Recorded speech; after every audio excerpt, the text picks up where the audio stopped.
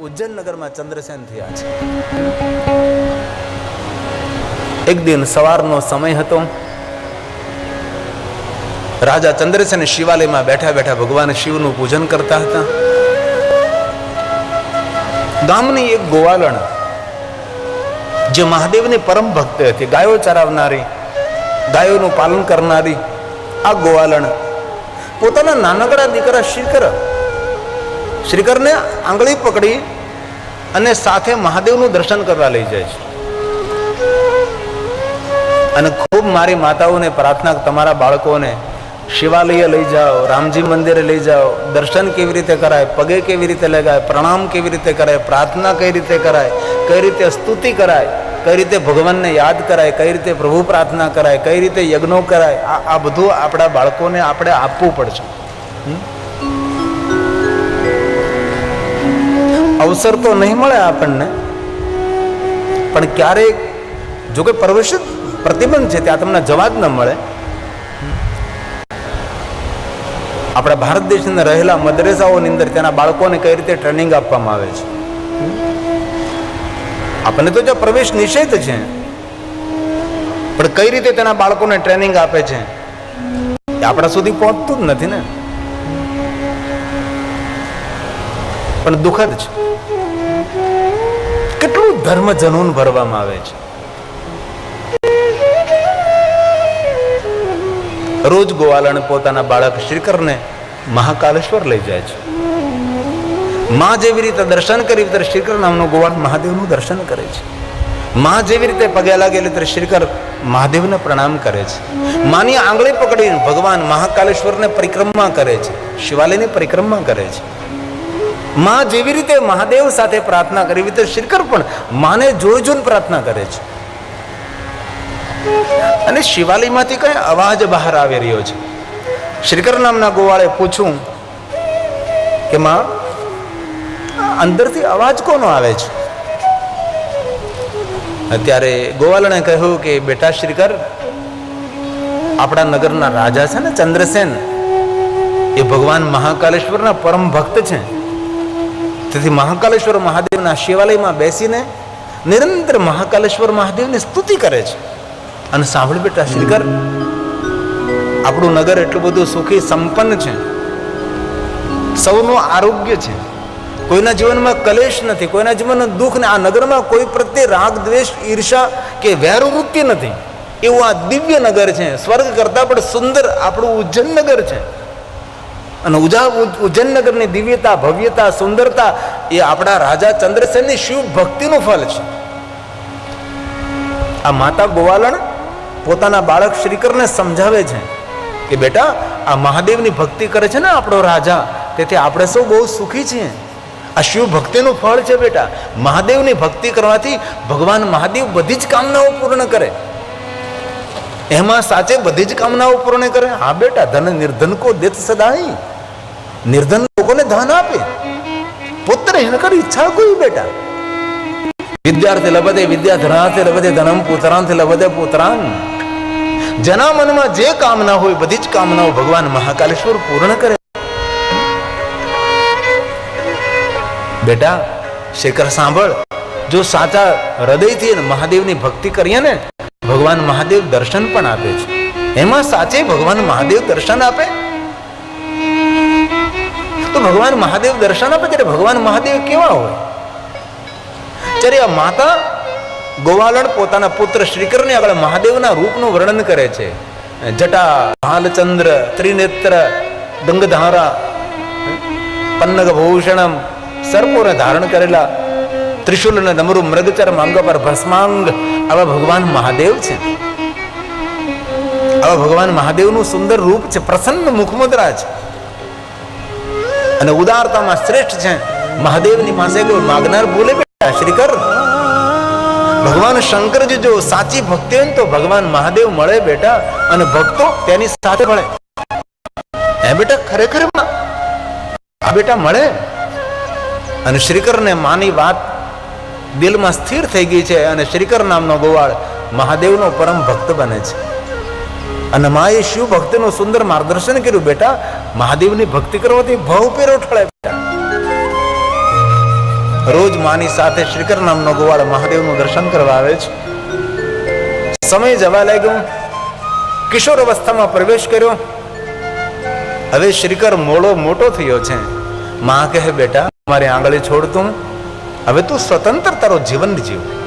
અને બેટા આપણે તો ગાયોના સેવક છે, ગોવાળ છે, ગાયોની સેવા કરવી એ જ આપણું કર્તવ્ય છે. બેટા આલે આ લાકડી અને આ ભાતું, જા બેટા ગાયોને ચરાવવા માટે જંગલમાં જા બેટા. ગાયોને પેટ ભરાવી અને સાંજે લાવજે બેટા, ઘાસ સારો ખવડાવજે, ખૂબ ગાયોની સેવા કરજે, સંભાળ રાખજે ગાયોને. ભલે માં ગોવાળ છું, ગાયો ચરાવવા જાઉં છું. હાથમાં લાકડી લીધી છે અને શ્રીકર નામનો ગોવાળ ક્ષિપ્ર નદીના તટ પર ગાયોને ચરાવે છે. ગાયો બધી સુંદર સુંદર ઘાસ ખાય છે. એક દિવસ ગયો, 2 દિવસ ગયો, પણ મહાદેવનું દર્શન કરવા માટે મહાકાલેશ્વર જવાતું નથી. શ્રીકરને ગોવાળને ગમતું નથી. એકવાર મહાદેવની ભક્તિ લાગી જાય ને તમે એક આદત પાડો કે રોજ જ્યાં સુધી નહીં જાઓ ત્યાં સુધી અધૂરું હોય એવું લાગે. શ્રીકરને લાગવા લાગ્યું કંઈક જીવનમાં ઘટે છે, અધૂરું છે. એક દિન ગાયો ચરાવવા ગયો હતો. ગાયો બધી ઘાસ ખાતી હતી. શિપ્રા નદીના કિનારે શ્રીકર નામનો ગોવાળ બેઠો હતો. ધીરે ધીરે શિપ્રા નદીનો જલપ્રવાહ વહી રહ્યો હતો અને નજર કરે છે જલમાં, વિચાર આવ્યો કરે આ જલમાં તો લિંગરૂપ દેખાય છે. શિપ્રા નદીના જલમાં ઉતરે છે અને લિંગ જેવો સુંદર ગોલાકાર એક પાષાણ લઈને આવે છે અને શિપ્રા નદીના કિનારે આ શ્રીકર નામનો ગોવાળ પોતાના કરકમલો તે સ્થાપિત કરે છે અને કહે છે, ભગવાન રોજ મહાકાલેશ્વર તો નથી અવાતું મારાથી, ગાયોની જવાબદારી છે, ગાયોને ઘાસ ચરવા, માએ ગાયોની સેવા કરવાનું કહ્યું છે, તેથી આ શિપ્રા નદીના કિનારે રોજ આવું છું, નદીના તટે. તું મારો મહાદેવ, હું તારો ભગત, હું તારો રોજ પૂજા કરીશ. શિપ્રા નદીનું જલ લઈ ભગવાન મહાદેવને અર્પણ કરે છે અને જંગલમાં ખીલેલા પુષ્પો મહાદેવને અર્પણ કરે છે અને પુષ્પોનો શણગાર કરે છે. સમય વીતવા લાગ્યો, સમય જવા લાગ્યો છે. બન્યું છે એવું, શ્રીકર નામના ગોવાળની ભક્તિ દિન પ્રતિદિન વધવા લાગે છે, ભક્તિની વૃદ્ધિ થવા લાગી છે. અને પછી તો અવસ્થા એવી બનવા લાગી કે ગાયોની સામે ધ્યાન નથી રહેતું. ભગવાન મહાદેવની પૂજામાં અલમસ્ત બની જાય, પૂજામાં સમર્પિત થઈ જાય છે. અને ગાયોનું ધ્યાન નહીં રાખવાને કારણે ગાયો કોઈના ખેતરમાં, કોઈની વાડીમાં, કોઈની મોલાત ખાવા લાગે છે. ગાયો નુકસાન કરવા લાગે છે અને ધીમે ધીમે ગોવાળની પાસે, ગોવાળની જે માતા હતી, ગોવાળણ પાસે ઠપકાઓ આવવા લાગે છે કે ગોવાળણ, તારો દીકરો શ્રીકર ગાયો ચરાવવા માટે વનમાં આવે છે પણ ગાયોનું ધ્યાન નથી રાખતો. અમે કેટલી મહેનતથી વાવેતર કરીએ છીએ, અમારા ખેતરો, અમારી ઉપજ, અમારી વાડીને તમારી ગાયો ખૂંદી નાખે છે. માં વિનંતી કરીએ છીએ, અમે ખૂબ મહેનત કરી ત્યારે આ ખેતરની અંદર અન્ન થાય છે. તમારા દીકરા શ્રીકરને જરા સમજાવજો, ગાયોનું ધ્યાન રાખે. ભલે. શ્રીકર સાંજે ગાયો ચરાવીને આવે છે અને માં પોતાના ગોવાળને કહે છે, બેટા દીકરા શ્રીકર, ગાયોનું ધ્યાન રાખવાનું હોય છે. આપણી જેવી રીતે આજીવિકા આપણી ગાયો છે, એવી રીતે ખેડૂતોની આજીવિકા તેનું ખેતર છે. ખેડૂત કેટલી મહેનત કરે છે ત્યારે બેટા શ્રીકર અન્ન ઉપાર્જન થાય છે અને અન્ન ઉપાર્જન થાય ત્યારે આપણા સૌનું પોષણ થાય છે. બેટા ખેડૂતોનો યજ્ઞ કુંડ છે, ખેડૂતોનું મંદિર છે ખેતર, અને આપણી ગયો તેના ખેતરમાં પડે, તેની મોલાત ખાઈ જાય, તેનો પાક તેની વાડીને છિન્ન ભિન્ન ઉખેડી નાખે. બેટા પાપ લાગે, આપણને ખેડૂતોનો નિહાપો લાગે. બેટા કોઈ ખેડૂતનું ખેતર હોય, ખેડૂતને પૂછ્યા વગર એમાંથી એક ઘાસનું તણખું પણ ના લેવાય બેટા. અને જો ઘાસનું તણખું લઈએ તો પણ બેટા આપણે દંડ ભોગવવા પડે, કારણ કે ખેતરમાં ખેડૂતનો અધિકાર છે. જે ખેડૂત ખેતરનો માલિક છે તેને પૂછ્યા વગર બેટા કોઈના ખેતરમાં પગ પણ ન મૂકો. આ માં ગોવાળણ પોતાના દીકરાને શિખામણ આપે છે, આવી રીતે સંસ્કાર આપે છે, બેટા કોઈનું લેવાય નહીં, બેટા કોઈનું નુકસાન ન કરાય. 100 શિક્ષકો જેટલું એક માં કામ કરી શકે જો માં સાવધાન બને તો. ભલે માં હું ધ્યાન રાખીશ, હવે આવું નહીં થવા દો. બીજી દિવસે ગાયો ચરાવવા માટે ગયો છે પણ મહાદેવની પૂજા કરવા બેસો એટલે ગાયોને ભૂલી ગયો અને ગાયો બધી કોઈના ખેતરમાં, કોઈની વાડીઓમાં જવા લાગ્યા. ફરી પાછા ખેડૂતો ભેગા થઈને આવે, માં હવે થાકી ગયા અમે, તારો દીકરો ગાયો ચરાવવા આવે છે પણ ગાયોનું ધ્યાન નથી રાખતો, બહુ જ વાડીમાં ખેતરમાં નુકસાન કરે છે આપને ગાયો. માતા દીકરાને સમજાવને. વળી પાછી માં કહે છે, બેટા શ્રીકર શું કરે છે તું? ગાયોનું ધ્યાન કેમ નથી તું રાખતો? બેટા સાંભળ, બહુ પાપ લાગે બેટા, દંડ ભોગવવો પડે.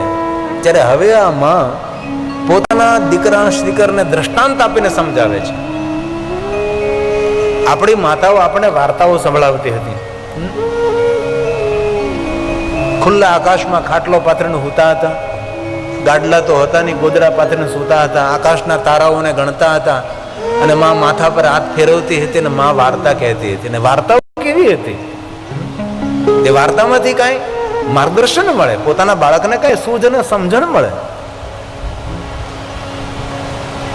માતા ગોવાલને કહે છે, બેટા શ્રીકર સાંભળ, જો કોઈના ખેતરની અંદર આપણે પગ મૂકી કોઈના ખેતરમાંથી કાંઈ લઈને કોઈના ખેતરને નુકસાન કરીએ બેટા, હું તને સરસ એક વાર્તા સંભળાવું છું.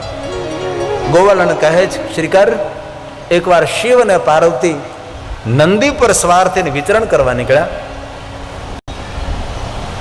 જ્યારે પાર્વતી મહાદેવને પૂછે છે કે મહાદેવ, આ ખેતર ને આ વાડી ને આ મોલાત ને આ તીર્થ ને નદી ને સમંદર ને ખૂબ મોટું વિચરણ કર્યું છે. એમાં એવું થયું શ્રીકર કે ભગવાન શિવ અને પાર્વતી નંદી પર બેસીને જતા હતા અને કોઈ ખેડૂતનું એક ખેતર આવ્યું અને ખેતરમાં એક બાજરાનું મોટું ડુંડું. પાર્વતી એમ થયું કે કેટલો સુંદર બાજરો છે. નંદી પરથી નીચે ઉતરી મહાદેવને પૂછવું પણ નહીં, દોડતી દોડતી પાર્વતી ખેતરમાં ગઈ છે અને બાજરાનું એક ડુંડું કાપીને લાવે છે અને મહાદેવને દેખાડે. લ્યો મહાદેવ, કેટલો સુંદર બાજરો, જોવો તો ખરા, કેટલો સુંદર બાજરો છે, કેટલું સુંદર આ ડુંડું ખીલી ગયું છે. ભગવાન શંકરજીએ કહ્યું, પાર્વતી તમે ભૂલ કરી છે. કઈ ભૂલ? એ ખેતરમાં તમે બાજરાનું ડુંડું ભાંગીને લાવ્યા છો. એ ખેતરના માલિક ખેડૂતની આજ્ઞા લીધી તમે નહીં? તો એક કામ કરો પાર્વતીજી, હું કૈલાસ જાઉં છું અને તમે 1 વર્ષ સુધી એ ખેડૂતના ખેતરમાં કામ કરો. ડુંડામાં દાણા કેટલા છે ગણો, 360. તો 1 વર્ષ સુધી તમે ખેતરમાં કામ કરો અને પછી આવજો. કે તમે ખેડૂતને પૂછ્યા વગર એ ખેતરમાંથી ત્યાં અન્ન લીધું છે તમે. ગોવાળને કહે છે કે બેટા, સ્વયં શંકર ભગવાને પોતાના પત્ની પાર્વતી પણ દંડ આપે છે, કારણ કે પાર્વતી ખેડૂતને પૂછ્યા વગર તેમાંથી એક બાજરાનું ડુંડું લઈ આવ્યા છે. આને રૂપક કથાઓ કહેવાય, ઉપદેશક કથાઓ કહેવાય છે. ત્યારબાદ શું થયું? માં ગોવાળન કહે છે, બેટા શ્રીકર, પાર્વતી એક સામાન્ય નારી જેવું રૂપ લઈ અને ખેતરની અંદર જે ખેડૂત અને ખેડૂતની પત્ની કામ કરતા હતા તેની પાસે જાય છે અને કહે છે, ભાઈ મારે તમારા ખેતરમાં કામે રહેવું છે. જ્યારે ખેડૂત અને તેની પત્ની કહે છે, બહેન અમે કોઈને કામે નથી રાખતા, અમે પોતે જ મહેનત કરીએ છીએ અને પોતે અમે ખેતરમાં કામ કરીને જે ઉપજ આવે એમાં સંતોષ રાખીએ છીએ અને જે આવે તેમાં ગુજરાન ભરણ પોષણ કરીએ છીએ, એમાંથી દાન કરીએ છીએ, સેવા કરીએ છીએ, ઘણું બધું તેમાંથી કરીએ છીએ, કારણ કે ભગવાન બધું આપે છે. બેન અમે કોઈને કામે નથી રાખતા. પણ બેન તમારું નામ શું છે? ત્યારે કહે છે કે મારું નામ ઉમાબેન છે, પણ મને મજૂરી નથી જોતી, મને કઈ તેના બધા વળતર નથી જોતું, મને તો પેટવડીએ કામે રહેવું છે, મને રહેવાની વ્યવસ્થા અને ભોજનની વ્યવસ્થા કરજો, હું અહીંયા રહીશ અને તમારા ખેતરમાં કામ કરીશ. ખેડૂત પોતાની પત્નીની સામે જોવે છે અને પત્ની આંખના ઈશારે કહે છે કે મજદૂરી દેવાની નથી અને આમનામ રહેવું છે તો ભલે રે. ખેડૂત કહે છે કે ખરેખર તો જોવામાં તો કોઈ સારા ઘરના બહેન લાગે છે, પણ ખેડૂતને ખબર નથી સારા ઘરના નથી, શિવજીના ઘરના છે. પણ ખેડૂતને શું ખબર કે આ કોણ છે? અને ઉમાબેન આ ખેડૂતના ખેતરમાં કામ કરવા રોકાય છે. 1 દિવસ કામ કર્યું છે, બીજે દિવસે કામ કર્યું છે.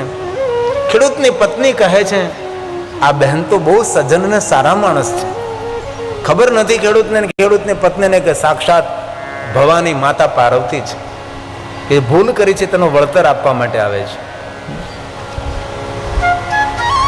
ઉમાબેનને કહે છે, ઉમાબેન તમે અમારી સાથે રહો, અમારી સાથે તમે ભોજન કરો, અમારી સાથે રહો, અને ઉમાબેન આ ખેડૂત અને તેની પત્નીની સાથે રહેવા લાગ્યા છે. જેટલું થાય તેટલું કામ કરે છે, સાથે રહે છે. દિવસો વીતવા લાગ્યા છે. ધીમે ધીમે વર્ષ પૂરું થવા લાગ્યું છે. અને ગામની અંદર એક સંઘ હરિદ્વાર જતો હતો. ગામની એક મીટિંગ હતી, સભા મળી હતી, અને સભામાં નિર્ણય લેવાનો છે, ભાઈ આપણું ગામના જે લોકો હરિદ્વાર ગંગા સ્નાન કરવા નથી ગયા તેને આપણે ગંગા સ્નાન કરવા બધાએ જવું છે. તો જેને જેને આવવું હોય એ પોતે પોતે નામની યાદી આપે. ખેડૂત અને તેની પત્ની ઘરે મંત્રણા કરવા લાગ્યા છે કે આખું ગામ ગંગા સ્નાન માટે જઈ રહ્યું છે, આપણે તો કઈ રીતે જઈ શકીએ? આટલી મોટી ખેતરની જવાબદારી છે, નાના માણસ છે. પણ ખેડૂતની પત્ની કહે છે કે તમે ઉમાબાને પૂછો, ઉમાબા જો થોડા સમય માટે સંભાળે આપણું ખેતર, વાડે, ઘર. બહુ ડાયા માણસ, સારા ઘરના સજ્જન છે, ભરોસો ને વિશ્વાસ મૂકવા જેવા છે, તો આપણે બધું સોંપીને જતા રહીએ અને આપણે ગંગા સ્નાન કરવાનો અવસર મળે. ખેડૂત અને તેની પત્નીએ પૂછ્યું કે ઉમાબેન, ગામના ઘણા બધા ગંગા સ્નાન કરવા હરિદ્વાર માટે જાય છે, અમારે પણ જવું છે, તો આપ જો ખેતર વાડી ના બધું સંભાળી લ્યો તો અમે લોકો ગંગા સ્નાન કરવા માટે જઈએ. ઉમાબેન કહે, તમને જો મારા પર ભરોસો અને વિશ્વાસ હોય તો મને કઈ વાંધો નથી, હું સંભાળીશ. તમે તારા ગંગા સ્નાન કરવા હરિદ્વાર માટે જાઓ. ખેડૂત અને તેની પત્ની ખૂબ રાજી થયા છે. બધું ભાતું તૈયાર કર્યું છે, સામગ્રી તૈયાર કરી છે, હરિદ્વાર જવા માટે તૈયાર થયા છે. અને જતા જતા ખેડૂત અને તેની પત્ની ઉમાબેનને પૂછે છે, ઉમાબેન, અમે હરિદ્વાર જઈએ છીએ ગંગા સ્નાન માટે, તમારે કઈ હરિદ્વારથી લાવવું છે? તો અમે તમારા માટે કઈ પ્રસાદ સ્વરૂપે હરિદ્વારથી લેતા આવીએ. ત્યારે ઉમાબેન કહે છે, ભાઈ ખેડૂત, મારે કઈ લાવવું તો નથી, પણ મારે કઈ મોકલવું છે. અરે મોકલવું છે? તમારે શું મોકલવું છે? હાથમાંથી સોનાનું કંકણ કાઢી અને ઉમાબેન ખેડૂત અને તેની પત્નીને આપે છે. લ્યો, આ ગંગામાને કહેજો કે સોનાનું કંકણ છે, એ ગંગામાને કહેજો કે ઉમાબેને મોકલું છે. ભલે બેન, કાંઈ વાંધો નહીં. અને આ મારી ચૂંદડી છે, અને ગંગામાને કહેજો કે ઉમાબેને તમારા માટે ચૂંદડી મોકલાવે છે. ભલે ઉમાબેન, અમે જઈએ છીએ યાત્રા કરવા માટે. ખેડૂતોને તેની પત્ની યાત્રા કરવા માટે ગયા છે હરિદ્વાર. સૌ સંઘ સાથે છે, સૌએ ગંગા સ્નાન કર્યું છે. ખેડૂતોને તેની પત્નીએ પણ ગંગા સ્નાન કર્યું છે. ગંગા સ્નાન કર્યા પછી યાદ આવ્યું કે રે, આપણા ખેતરમાં આપણા ઘરમાં કામ કરનારો ઉમાબેને સુંદર ચૂંદડી અને સોનાનું કંકણ ગંગામા માટે મોકલ્યું છે, તેથી આપણે ગંગામાને આપવાનું છે. ગંગાને કિનારે ઉભા રહીને ખેડૂત અને તેની પત્ની ગંગામાને કહે છે, હે ગંગા મૈયા, ખબર નથી કોણ છે, પણ જ્યારથી અમારા ઘરમાં અમારા ખેતરમાં આવ્યા છે ઉમાબેન નામના બેન, ત્યારથી અમારા વળતા દિવસો થયા છે. અમારા ખેતરની અંદર ઉપજ વધી છે, અમારા જીવનમાં સુખ શાંતિ વધી છે, અમારા સારા દિવસો આવ્યા છે. કોઈ પુણ્યવાન કોઈ ઉમાબેન છે, કોણ છે અમને ખબર નથી, ક્યાંથી આવ્યા એ અમને ખબર નથી, પણ અમારા ખેતરમાં અમારા ઘરમાં કામ કરનારા ઉમાબેને તમારા માટે ચૂંદડી અને સોનાનું કંકણ મોકલું છે. ગંગા મૈયા, આપ સ્વીકારો. ખેડૂત અને ખેડૂતની પત્ની તો સ્વાભાવિક એ ચૂંદડી અને સોનાનું કંકણ આમ ગંગામાં પધરાવવાની તૈયારી કરે છે. ગંગાના જલ પ્રવાહમાંથી સોનાના કંકણવાળા બે હાથ નીકળે છે, અને હાથ સાથે ચૂંદડી અને સોનાનું કંકણ ગ્રહણ કરે છે. ખેડૂત અને તેની પત્ની જોતા રહ્યા કે આ શું? ગંગાના જલ પ્રવાહમાંથી સોનાના કંકણ પડેલા બે હાથ નીકળે, અથવા તો ચૂંદડીનો સ્વીકાર કરે અને સોનાના કંકણનો સ્વીકાર કરે. ખેડૂત અને તેની પત્ની સમજી ગયા કે આપણા ખેતરમાં ઘરમાં જે કામ કરે છે ઉમાબેન કોઈ સામાન્ય નથી, કોઈ મહાન આત્મા છે, અને આપણા ભાગ્ય પલટાવવા માટે આપણા ખેતરમાં આપણા ઘરમાં કામ કરે છે. સંઘમાં રહેલા સવે જોયું કે ખરેખર અથોત ચૂંદડી સ્વીકારી ગંગામાં, સોનાનું કંકણ માતા ગંગાએ અથોત સ્વીકાર્યું. યાત્રા જલ્દી પૂર્ણ કરી ખેડૂત અને તેની પત્ની ગામની અંદર આવે છે અને ગંગા મૈયાને ઉમાબેનને પગે લાગે છે. ઉમાબેન, તમે ખેતરને વાડીને બધું સંભાળ્યું એટલે એમને હરિદ્વારની યાત્રાથી ગંગા સ્નાન થયું, પણ તમારા પુણ્યથી અમને આ બધું મળ્યું છે. પણ એક બેન એક વાત કરવી છે. ઉમાબેન, તમે કોઈ સામાન્ય જીવાત્મા નથી, તમે કોઈ વિશેષ કોઈ આત્મા છો.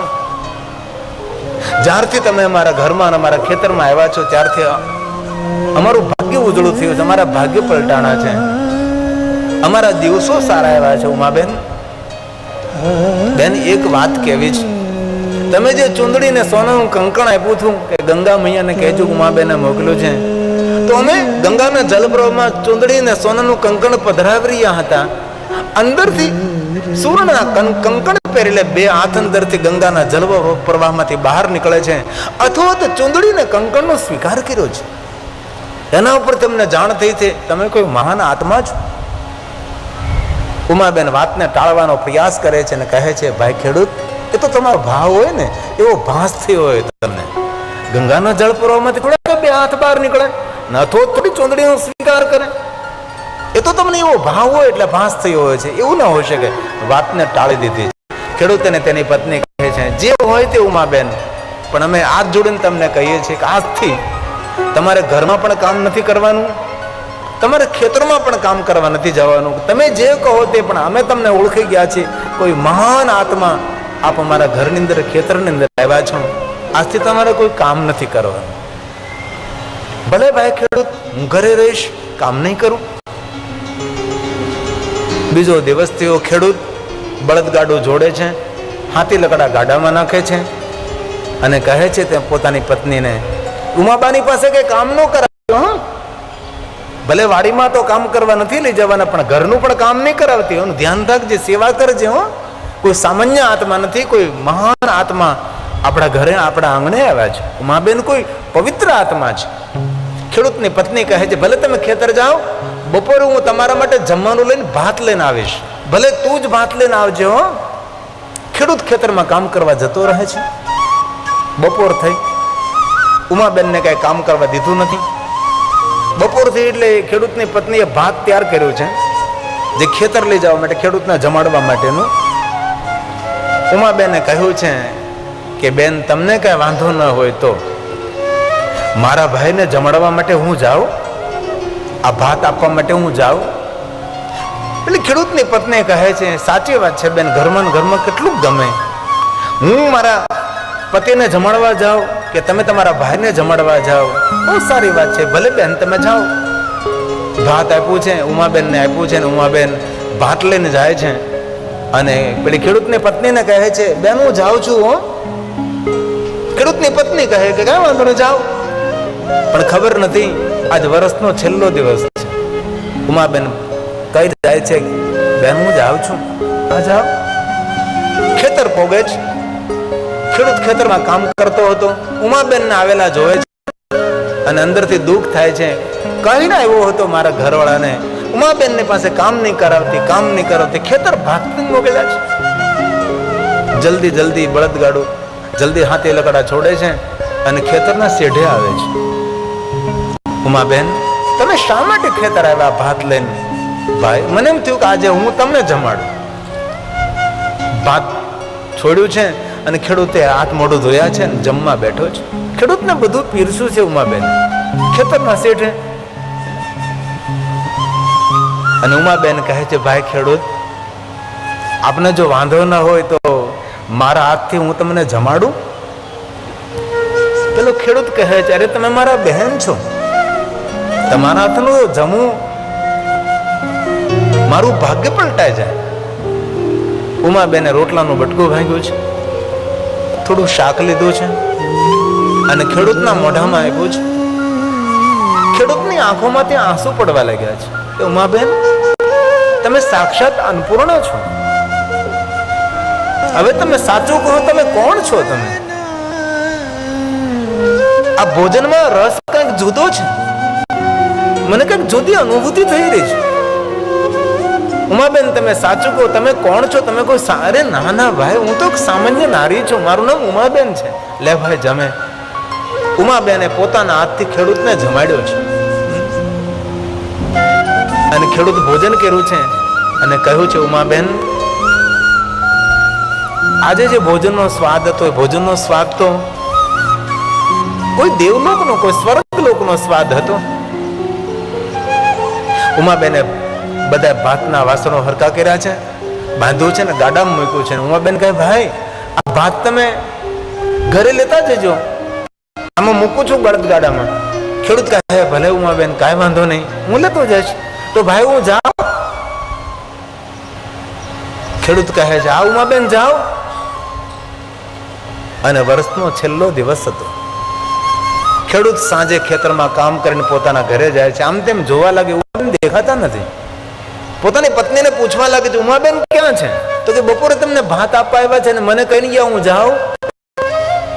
અરે મને પણ એવું જ કહ્યું કે સાંજે આ ભાતના વાસણો લેતા જજો, હું જાઉં છું. મને પણ એવું જ કહીને ગયા, હું જાઉં છું. અને ગોવાળને પોતાના શ્રીકર નામના ગોવાળને કહે છે બેટા, સ્વયં શંકર ભગવાનના પત્ની ઉમાએ જો કોઈના ખેતરમાંથી એક બાજરાનું ડુંડું એક વર્ષ સુધી તેને ખેતરમાં કામ કરવું પડ્યું. અને બેટા આપણે કોઈના ખેડૂતના ખેતરમાં એની મોલાતને નુકસાન કરીએ, એના પાકને આપણે ગાયો ત્યાં જતી રહે, બેટા ખેડૂતનો કેટલો નિયાપો લાગે છે. શંકર ભગવાન સ્વયં જો ભવાનીને જો દંડ દેતા હોય તો આપણને કઈ રીતે છોડી શકે બેટા? તેથી તું ધ્યાન રાખજે, આજથી આપણી ગાયો કોઈના ખેતરમાં કોઈની વાડીમાં ન જાય. બેટા તું કાળજી રાખજે. ભલે માં, હવે હું ધ્યાન રાખીશ. અને આ શેખર નામનો ગોવાળ ગાયો ચરાવવા માટે જાય છે જંગલમાં. પણ એની માનસિકતા બનેલી હતી કે જ્યારે શિવની પૂજા કરવા બેસે ત્યારે રત બની જાય, ગાયો ભૂલી જાય છે. અને ફરી પાછી એની હાલત એની હાલત. ફરી પાછા ખેડૂતો બધા ફરિયાદ કરવા આવ્યા છે. હવે માને એમ થયું છે હવે મારે દંડ આપવો પડશે. ગાયો ચરાવવા માટે શેખર નામનો ગોવાળ જાય છે. પાછળ પાછળ છુપાતી છુપાતી માં શેખરનું ધ્યાન રાખવા જાય છે, ગાયોનું ધ્યાન રાખે છે. જાય છે ક્યાં? શેખર નામના ગોવાળને ખબર નથી કે મારી પાછળ મારી મા મને જોવા માટે આવે છે. શિપ્રા નદીના કિનારે ગાયો ચરવા લાગે છે. અને શિપ્રા નદીના કિનારે પોતાના કરકમળોથી શિવલિંગને સ્થાપિત કરેલું છે, તેની પૂજા કરવા બેસી જાય છે. માં વૃક્ષની ઘટામાં સંતાઈને જોવે છે. માં ગોવાળને થયું કે આ મારો દીકરો શિખર એટલો મોટો ભક્ત બની ગયો છે. બબડતી બબડતી જાય છે અને શિખરને કહે છે શું કરે છે? માં અમારા મહાદેવ છે, એની પૂજા કરું છું. અરે ગાયોનું ધ્યાન રાખતું, જ્યાં ત્યાં મહાદેવ થોડા હોય. દેવાલયમાં શિવાલયમાં મહાદેવ હોય, આમનો હોય મહાદેવ કાંઈ. આવી રીતે ભગવાનની પૂજા ન કરે, ગાયોનું ધ્યાન રાખ. માં રોષે ભરાણે છે અને બોલતી બોલતી માં શિવલિંગને ઉચકાવે છે. હાથમાં શિવલિંગને પકડી શિપ્રા નદીમાં શિવલિંગને ફેંકી દે છે. જલ પ્રવાહમાં શિવલિંગ નીચે પડે છે. શ્રીકર નામના ગોવાળને દુઃખ થાય છે કે મારા મહાદેવને જલના પ્રવાહની અંદર ફેંકી દીધા. મારું શિવલિંગ પૂજાનું હતું, મારી માએ જલ પ્રવાહમાં વહેતું કરી દીધું. માં બબડતી બબડતી બોલતી બોલતી જતી રહે છે. ગાયોનું ધ્યાન રાખજે. ખેડૂતોની ફરિયાદો આવે છે, રોજ રોજ ફરિયાદો સાંભળવી પડે છે. મોટો ભગત થઈ ગયો છે, નહીં બોલવા જેવા શબ્દો.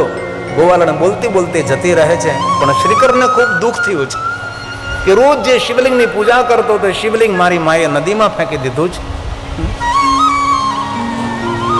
હાથ જોડીને ભગવાન મહાદેવને કહેવા લાગે છે, હે મહાદેવ, હું તો ગાયો ચરાવતો ગોવાળ છું. ન જાનામિ યોગમ જપમ નિવ પૂજા ન તો હમ સદા સર્વદા શંભૂતભ્યમ. મને કાંઈ ખબર નથી પડતી મહાદેવ.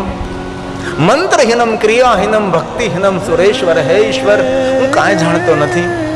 પણ મારું જે પૂજાનું શિવલિંગ હતું મારી માએ આ જલપ્રવાહ ફેંકી દીધું. એ જલપ્રવાહમાં કેવી રીતે હું નીચે જાઉં? કેવી રીતે આ શિવલિંગ ત્યાંથી ઉઠાવું? ભગવાન, મારું શિવલિંગ પૂજાનું જતું રહ્યું છે. પણ હે મહાદેવ, જે થયું તે થયું, પણ મારી માને તો દંડ નહીં આપતો. મારી માને ક્ષમા કરજે તું. મારી માં બહુ જ ભોળી છે. મને બોલે ખરી, બોલવા ન દે. મને મારે ખરી, કોઈનો માર ખાવા ન દે. એવી મારી માતા ગોવાળણ છે. પોતાની મા માટે ભળો ને ભોલો ગોવાળ ભગવાન મહાદેવને પ્રાર્થના કરે છે. અને ગોવાળની પ્રાર્થનાથી મહાદેવની પ્રસન્નતા ઉતરે છે. અને ભગવાન સ્વયં શિવજી શિપ્રા નદીના જલપ્રવાહમાંથી ભગવાન મહાદેવ શિવલિંગ લઈને બહાર આવે છે. બેટા શ્રીકર, લે આ તારું શિવલિંગ. તારી માતાએ જે જલપ્રવાહમાં ફેંકી દીધું હતું ને એ જ આ શિવલિંગ છે. લે બેટા સ્વીકાર. શ્રીકર નામનો ગોવાળ કહે છે, તમે કોણ છો? ભગવાન સ્વયં શિવ કહે છે, બેટા જેની તું ભક્તિ કરે છે ને એ જ હું મહાદેવ છું. તારા જેવા ભલા અને ભોળા ભક્તો પર હું જો પ્રસન્ન ન થાવ તો મને દુનિયા ભોળાનાથ કઈ રીતે કહી શકે? બેટા, મને મારા ભક્તો ભોળાનાથ કહે છે. હું પોતે ભોળો નથી, પણ ભોળા અને ભલા જે મારા ભક્તો છે, જેનું જીવન ભલમંચાઈથી ભરેલું છે, જેનું જીવન ભોળપણથી ભરેલું છે, એનો હું ભગવાન છું. બેટા, તેથી મને લાડકા નામ તરીકે કહે છે ભોળાનાથ. બેટા તારા જેવા ભોળા અને ભલા ભક્તો ઉપર હું હંમેશા પ્રસન્ન રહું છું. લે બેટા શિવલિંગનો સ્વીકાર કરતો. શ્રીકરે શિવલિંગનો સ્વીકાર કર્યો છે અને ભગવાન શિવે કહ્યું છે કે હે શ્રીકર ગોવાળ, તારા મનમાં જે કાંઈ વચન તારે વરદાન માગવું હોય મારી પાસે માગી શકે છે બેટા. શ્રીકર નામનો ગોવાળ કહે મહાદેવ મને માગતા ન આવડે, તમારે જે આપવું હોય વરદાન મને આપી દો. હું તો અભણ ગાયો છરાવતો ગોવાળ, શું માગવું એમને ખબર ન પડે.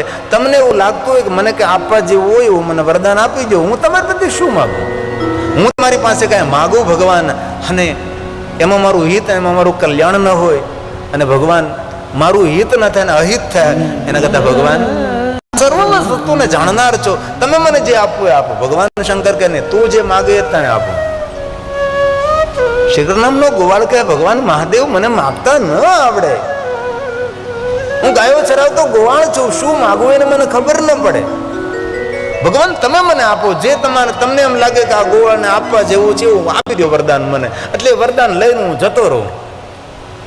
નહીં નહીં બેટા, તું વરદાન માગ.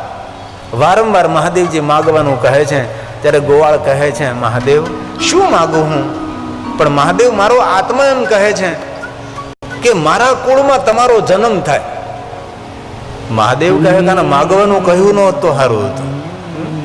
મેં વારંવાર કહ્યું માગ માગ માગ ને હવે મને કહે છે કે મારા કુળમાં તમારો જન્મ થાય. હવે હું અજન્મા, હું જન્મ લઉં નહીં, પ્રગટ થાવ. કઈ રીતે થઈ શકે? ત્યારે ભગવાન મહાદેવ કહે છે બેટા ગોવાળ, હું તો અજન્મા છું, તારા કુળમાં મારો જન્મ કેવી રીતે થાય બેટા? પણ હું તને વરદાન આપું છું બેટા, આવતા સમયની અંદર 8મી પેઢીએ બેટા નંદ થશે અને સ્વયં ભગવાન વિષ્ણુજી તારા કુળમાં પ્રગટ થશે. અને શ્રીકરની 8મી પેઢીએ નંદ થાય છે અને ત્યારે ભગવાન સ્વયં વિષ્ણુજી નંદને ઘેરે પ્રગટ થાય છે, જે શ્રીકરની 8મી પેઢી છે. અને ભગવાન વ્યાસ કહે છે અસ્ય વંશેષ્ઠમો ભાવી નંદો નામ મહાશય કૃષ્ણસ્ય તે તસ્ય પુત્ર એ નારાયણ સ્વયં કૃષ્ણો નારાયણ સ્વયં કૃષ્ણો નારાયણ સ્વયં. એ શ્રીકરની 8મી પેઢીએ નંદ થાય છે. નંદ ઘરે આનંદ ભયો. સ્વયં ભગવાન નારાયણ એની 8મી પેઢી નંદ થાય છે. નંદના કૃષ્ણ ભગવાન તરીકે ભગવાન સ્વયં વિષ્ણુ પ્રગટ થાય છે. ભગવાન સ્વયં મહાદેવજી પોતાનું તેજોમય સ્વરૂપ ગોવાલે જ્યાં સ્થાપિત કરેલું શિવલિંગ છે તેમાં ભગવાન સ્થિર થાય છે.